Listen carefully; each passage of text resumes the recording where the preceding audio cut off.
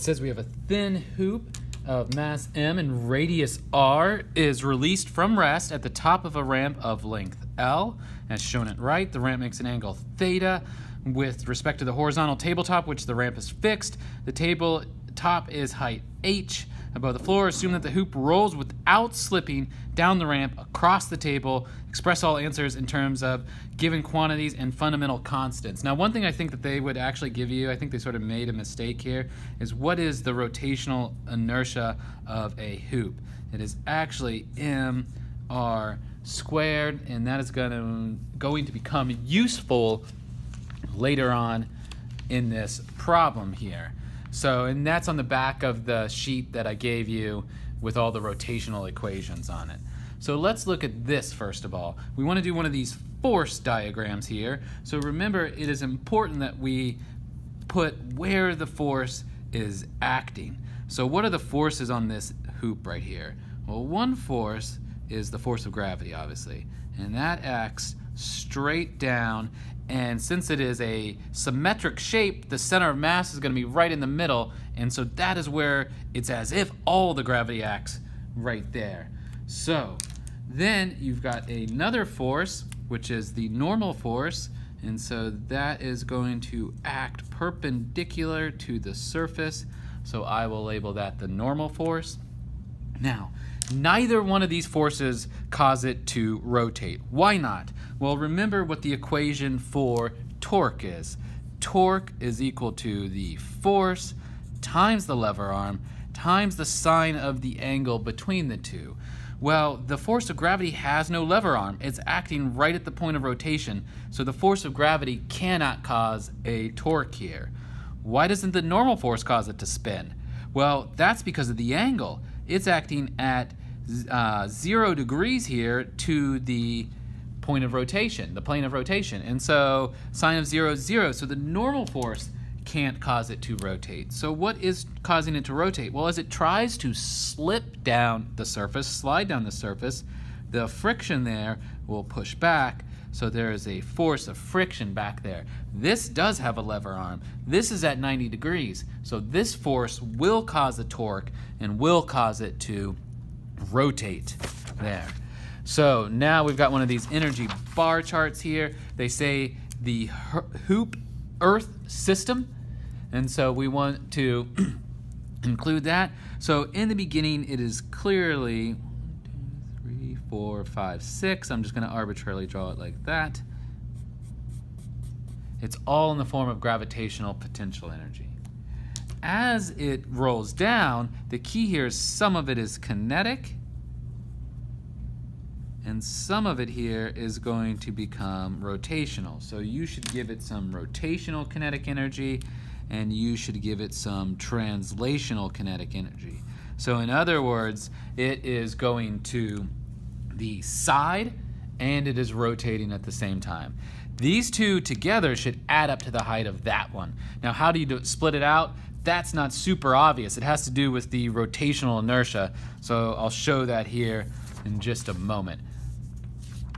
So now they want you to derive an equation for the speed of it as it goes down. So how do we do this? Well, it's in essence a conservation of energy problem. So I'll say the total energy at the top is equal to the total energy at the bottom there. Now, what kind of energies do we have? Well, as we just stated in our bar chart, we've got gravitational potential energy at the top, and we've got rotational kinetic energy at the bottom, and translational kinetic energy. Then, let's plug in the equation for each one of these. So, gravitational potential energy will be mass times gravity times height. Rotational kinetic energy will be 1/2 times I times omega squared, and translational will be 1/2 mass times velocity squared. So now we've got to plug in for this I here in this omega. So this doesn't change, mass times gravity times height, and this is where, if you didn't know it, what I said in the very beginning becomes useful, that the rotational inertia for a hoop is mr squared. Now what about omega? We've done this a couple times before, and we'll write it right here, that old school velocity is equal to omega times the radius. So if I rearrange that, omega is equal to velocity over the radius. So I'm going to plug that in here. So that is going to become v squared over r squared. And so then we'll add 1/2 mass times velocity squared there. Some things happen here. There is a mass in every term there. So let's clear this up a little bit. We get g times h is equal to, oh yes, and the r squared here cancels with the r squared there. So we get 1/2 v squared plus 1/2 v squared. In other words, gh is equal to v squared. So we're almost there.